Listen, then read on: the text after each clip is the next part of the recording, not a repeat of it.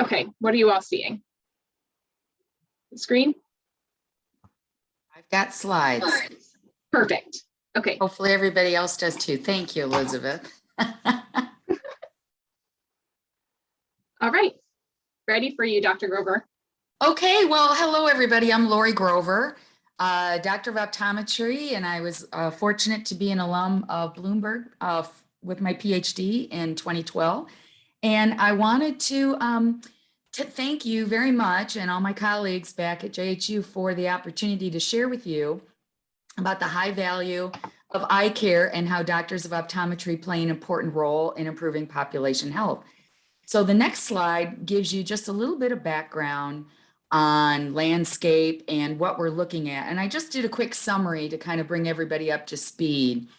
The US Department of Health and Human Services, back when the ACA was passed, included eye examination as an essential health benefit. And this was for children up to the age of 21. And so we're 18 to 20. We're trying to get that extended beyond that for adults, but at least we were able to advocate for that for children. The US Preventive Services Task Force, which is a really important advocate in the country for health screening services, still shows a lack of evidence that to support what we would call vision screening in children and adults. And aside from a very narrow recommendation for screening amblyopia in kids 3 to 6 years of age, there is an overall lack of evidence to support kind of our historical and outdated vision screening regulations that still exist in many of our states back before we knew the value of comprehensive eye care and had access to it. The Centers for Medicare and Medicaid Services look at doctors of optometry with parity with physicians. So we are considered physicians under that system. And so that's an important factor as well, because we work side by side with our colleagues in ophthalmology, in primary care medicine, and in other fields with the same physician parity for our scope. And then our national advocacy groups and important institutions and stakeholders like the National Eye Institute, Centers for Disease Control, national academies, they all continue to recognize in an evidence-based way that annual eye examination is an essential part of improving health for people of all ages. So that kind of sets the stage for the next slide, which I wanted to give you just a little bit more background really relative to eye care. We know that vision loss and eye disease is incredibly costly to the United States. This was just one of our more recent well-defined studies that was done a while ago. And there are other studies that have emerged that talk about overall costs and societal costs as well. Eye disorders and diseases currently rank 5th among the top 8 chronic conditions as far as direct medical costs go. And I want to share with you that the American Optometric Association, which is one of my professional organizations, has really led the nation for many years. We've been around since 1898. And we've led the nation in helping the public and stakeholders to understand the value of eye care and in expanding access to eye care and vision care through care provided by doctors of optometry. There are over 46,000 doctors of optometry in the United States. We provide the vast majority of primary eye care. We perform everything from the upstream primary eye and vision care to treating and diagnosing diseases and disorders. And we also treat vision impairment, tertiary care. We also perform surgical and laser procedures. So we really provide the full gamut of eye care. The only thing we really don't do is surgical procedures under a general anesthesia. That's one of the things we don't do. You won't find us in the OR with the big OR teams, but we provide the vast majority of the care around that, especially preoperative and postoperative care. And the big thing regarding access is that you find us in over 10,000 different communities and counties around the country that really serve 99% of the US population. So that really gives us a good stage for access to care. The next slide. I did a lot of my dissertation work and research in access to care. My clinical area has been in treating chronic vision impairment. And if you think about access to care, we have basically two camps in simplest terms. The potential access to care. So do people have insurance coverage? Can they reach a healthcare provider?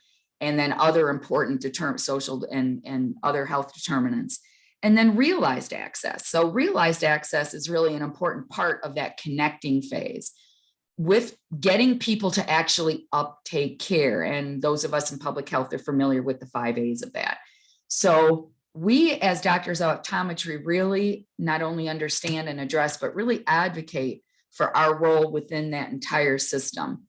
To give you an idea of what the public landscape is, the next slide points to some data that we've had from a national survey a while ago from a group called Think About Your Eyes, which was a partner with the AOA. Sadly, we are still fighting an uphill battle with people understanding what the value is of comprehensive eye care, especially with children early on in life when it can make a huge difference. So 60% of parents didn't feel an eye exam was an essential part of a healthy checkup schedule, even though it's an essential health benefit for kids. 50% of parents believed falsely that only kids who needed optical correction or treatment like glasses or contacts needed an eye doctor. Nearly half of parents with kids under age 6 never had taken their kids to see an eye doctor. And if you compare that with primary health care from a family physician or a pediatrician, it's really quite lacking. The sad finding, but one we really need to understand, is that almost 90% of adults will take their kids in for car maintenance, which is about twice as many as have had their kids actually have an eye exam. So this is kind of the public awareness landscape that we take very seriously as doctors of optometry and continue to advocate for. The next slide highlights a very important public health step that happened in 2016, which was the first ever kind of a landmark report that came out of the National Academies of Science, Engineering, and Medicine on the eye health and vision care being a population health imperative. And I was very fortunate to be one of the doctors of optometry who worked on this evidence-based research report. And we started the process in 2014, and we ended up with a lovely 400-page report in 2016. So you don't have to read it all, but the next slide will give you kind of a little bit of, or the next few slides will give you a little bit of flavor about what some of the important pieces are that you can pull out of this.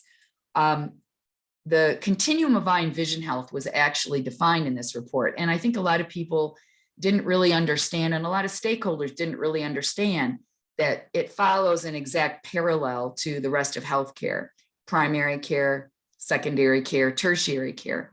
And there's a real parallel with different areas of medicine, like physiatry and physical medicine and rehabilitation has an exact parallel in optometry for diagnosing, treating functional impairment, like legal blindness and other types of chronic vision loss. Next slide. Thanks, Elizabeth, for doing that, by the way.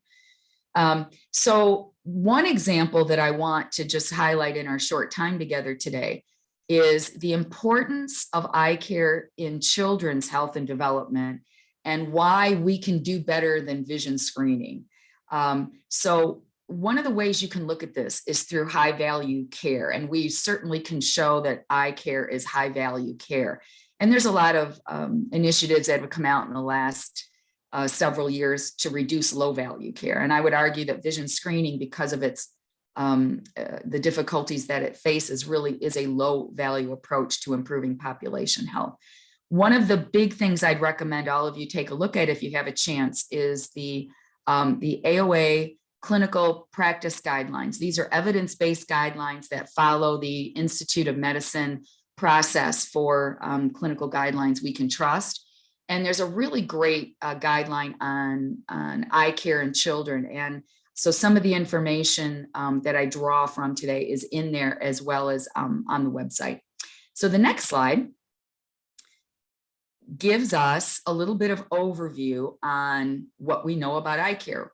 Eye care is readily available and accessible in the United States. And what I mean by that is, if you think about the access factors, we have in the world of optometry alone, considering we provide the vast majority of primary eye care, people in most geographical locations ready to help patients realize access to eye care.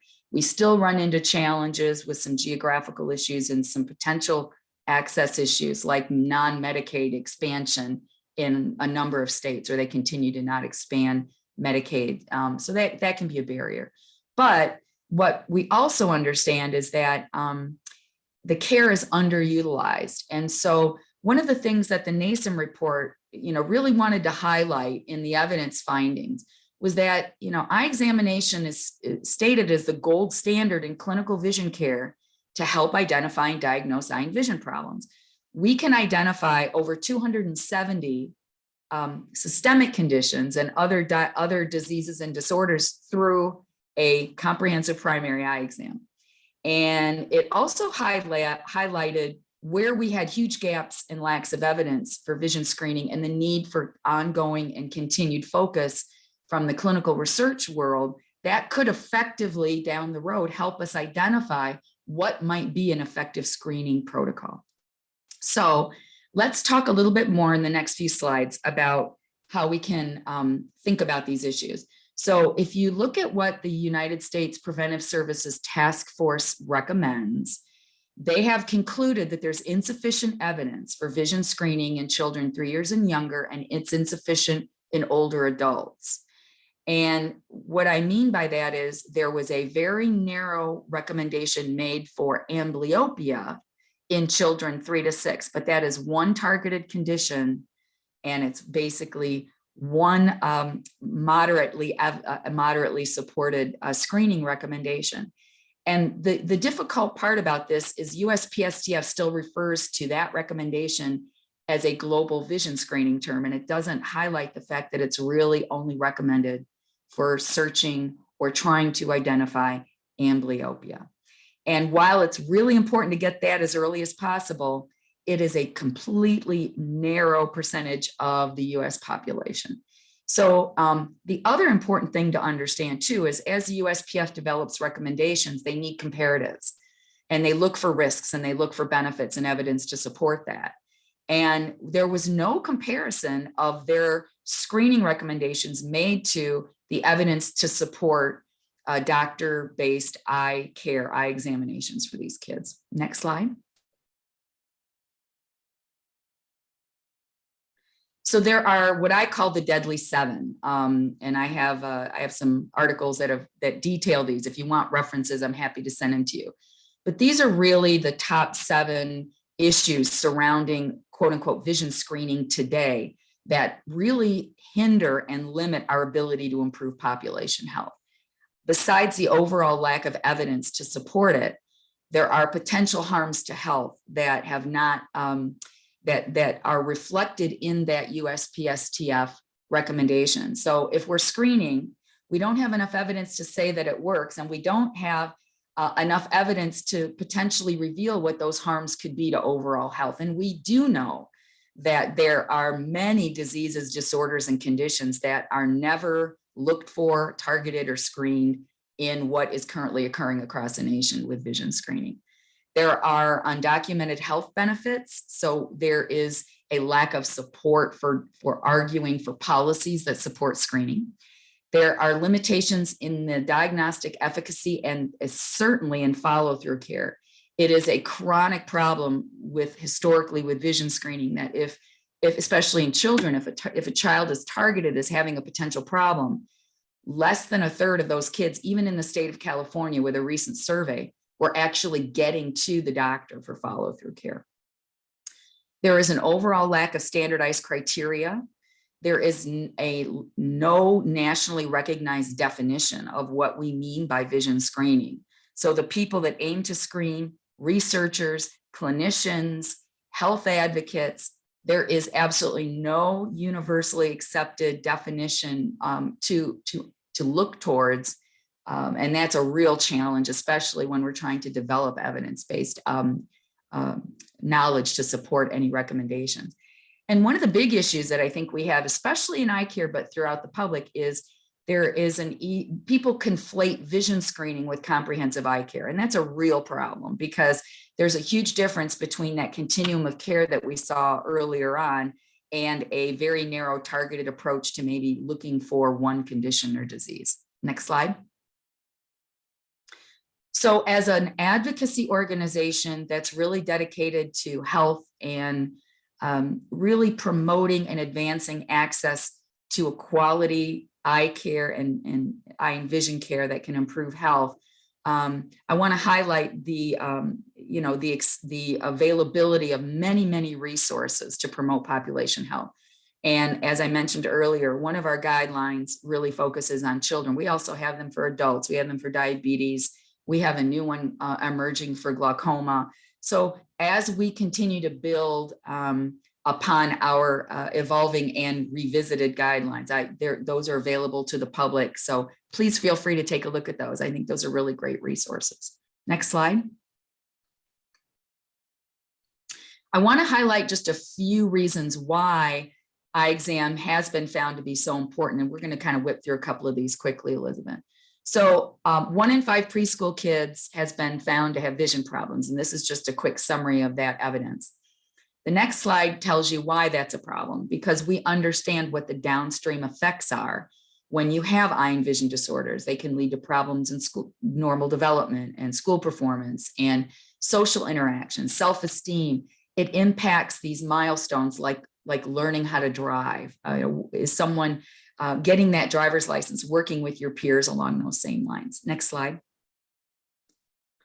And it also affects adults later in life. And this was an area in which I've done a lot of research, because my focus was on vision impairment, which targets older folks in a much greater way.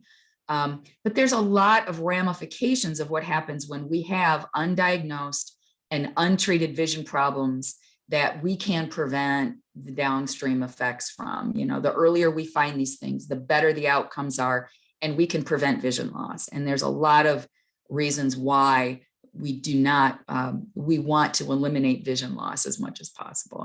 And this just highlights some of that. Next slide. So here's a few other additional considerations that I think are important to understand from a policy standpoint. It was a huge win for the public when essential health benefits were included under mandated insurance coverage for children and youth, because of there being undiagnosed problems that we can't pick up under the current screening landscape. This was a huge a win, and it was certainly highlighted. We have a lot of evidence since 2014 to show that this has been beneficial to overall health. And because of the fact that doctors of optometry are able, because of our unique training and background and providing, the vast majority of primary eye care, we were also able to advocate for treatment coverage as well.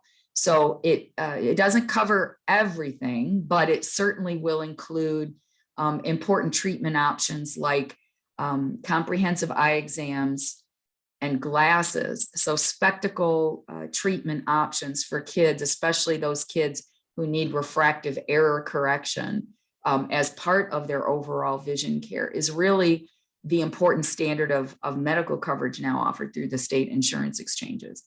And again, just wanted to highlight that NASM report was really a huge a boon for having an evidence-based approach to information for policy and understanding the role of eye care in being able to really hone in on health issues in a parallel way that our primary healthcare colleagues can identify, diagnose, and recommend treatment in a shared clinical decision-making way with parents and with stakeholders, and in the best interest of their patients.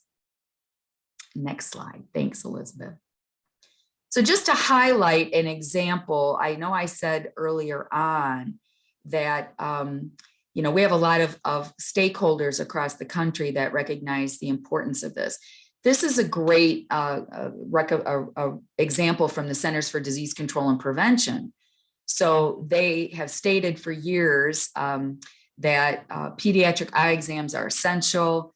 The CDC has been a great partner along with the NEI for years with regards to recognizing the importance of comprehensive eye care, not only in this realm, but also in the realm of contact lens safety and other eye and other eye and vision related safety issues, like the importance of safety eyewear and environmental safety and other issues that go along with protecting and preserving vision. But I wanted to give you an example relative to our example of children and vision screening. They identify and recognize that kids who fail screenings don't get the necessary treatment they need for either identified, but more likely unidentified conditions. They've cited studies where kids have failed vision screenings, have not gotten follow-up care. They also recognize the fact that screenings alone do not lead to earlier diagnosis and treatment. And they've also identified that a comprehensive eye exam is really necessary for that definitive diagnosis and appropriate treatment, bringing in the rest of the healthcare team, coordinating care, making sure that that child gets what they need. Next slide. One big issue, and this is a really important question that we have recognized for years, but in the last 2 years has really come full circle for, I think, the population as a whole, is understanding the role of health equity and how to reduce health disparities. So we know that health equity is helping people to attain their full potential, where everybody gets their equal access to healthcare. And, and those of us in the healthcare world very well understand the importance of determinants of health.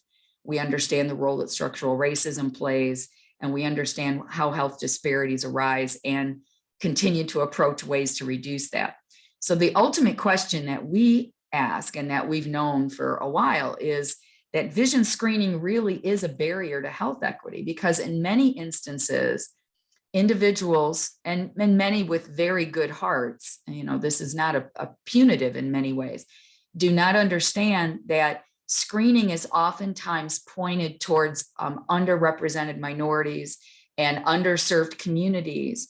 So sometimes our population-based demographics show that individuals who need comprehensive care the most are being given possibly or promoted to be given limited or a very narrow approach to that care in order to identify the needs that they have.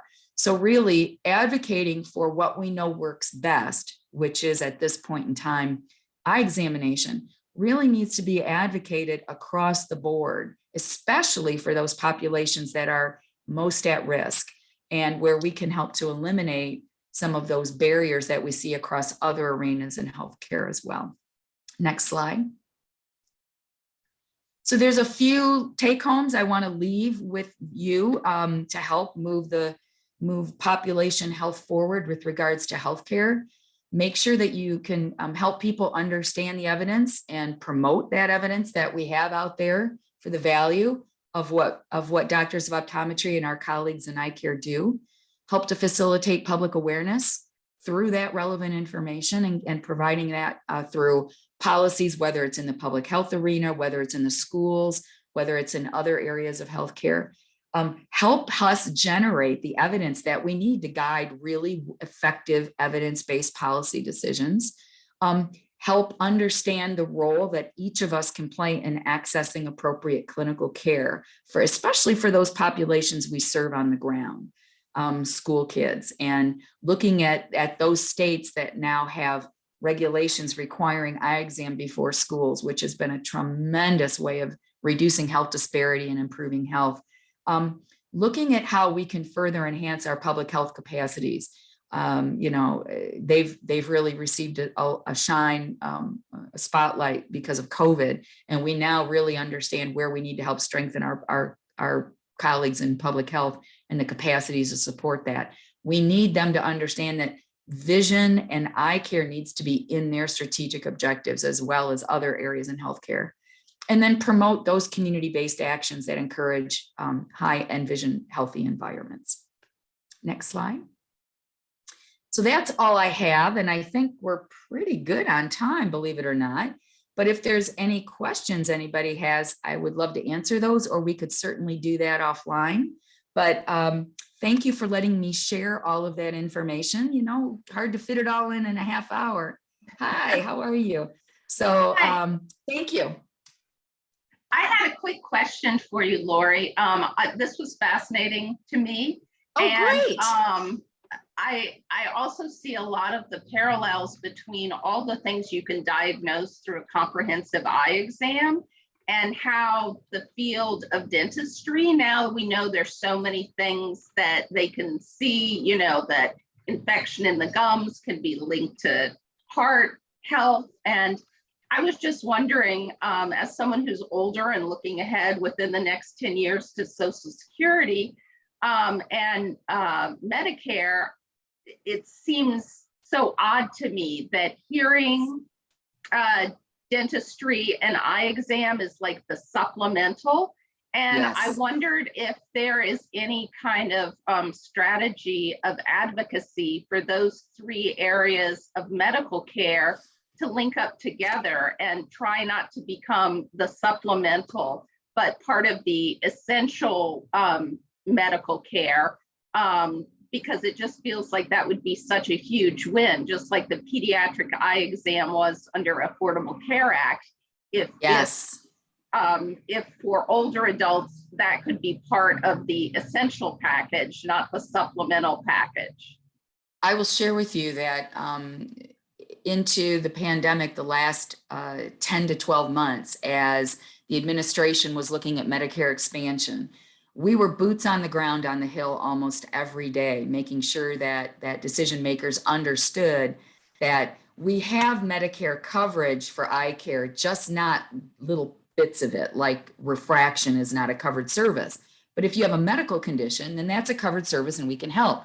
What our advocacy really had pointed to, and we were very successful in getting great effective language, was coverage for that primary care part where we do first diagnose cataracts and retinal disease and whatever. I will tell you that dentistry backed away from that over the first 3 or 4 months. Dentistry removed themselves from wanting to be included in Medicare expansion. And the AOA, again, we really carried that torch to get it into play. And then after 6 to 7 months of really, really hard work, it was that those particular expansions were pulled off the table. So we did work very closely with colleagues in audiology and in other areas of healthcare where older adults especially could use those benefits within Medicare. We are continuing to fight and monitor and look for opportunities to build that in. But I think that's a really great question. And I would just say, keep a finger on the pulse, because, and you can find a lot of that information out just from our organization, because we really do lead the country in those types of policy and advocacy roles. So great question. Thank you for bringing that up. Thanks, Cecilia. We have time for one more question. Feel free to just unmute or put it in the chat if you don't want to speak.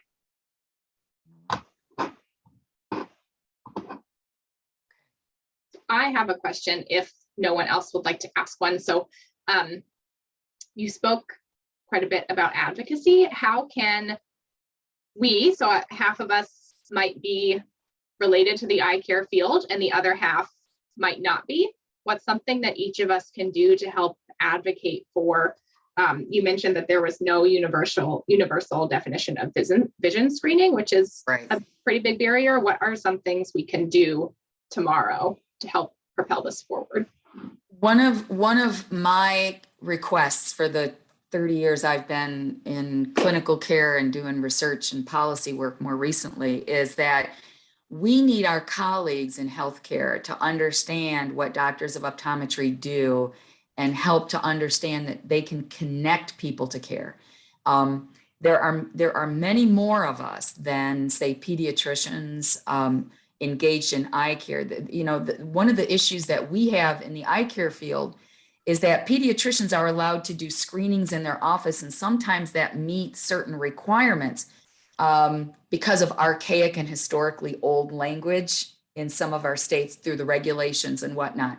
So understanding what we know today in the year 2022 and helping to promote that evidence-based approach is really important. There are, your family eye doctors everywhere, like I said, and that, where we can find 99% of the population. But I think bringing other people outside of the allopathic and osteopathic world to these healthcare tables is a really important way to build that team approach to health. And then anything you can do to really dig deep into policies and language. I'm a big person on writing and doing language, and understanding that changing a few words can make a huge difference to health. And so really knowing and understanding in your community, in your state, how we might be able to help affect some change, whether it's Bureau for Children with Medical Handicaps, whether it's in the Department of Motor Vehicles, whether it's in, Medicaid or Medicare rules or regulations. There's a lot of different ways that we can help to kind of spread the word. But I think a really important part of it is saying, understanding what comprehensive eye care is, what the scope of that should be, and then really making sure we help to connect people to that care. That's a great question, Elizabeth. Thanks for answering it or asking it. Thank you, Dr. Weber. And it sounds like collaboration across boundaries is so important and what will really start to make some big change. Yeah, so with that, I think we can go ahead and wrap up today's session. I want to thank you all again for being so patient as we got a bit of a late start. I hope everyone was able to see the screen okay. I was, managing a couple things. So thanks again for your patience. And thank you, Dr. Grover, for this wonderful and really interesting and insightful conversation. I did not know much about eye care before, but I think I'm leaving today's conversation with much more insight. So thank you so much. That's great. Thank you so much. It's great seeing everybody, and thanks for taking the time to listen.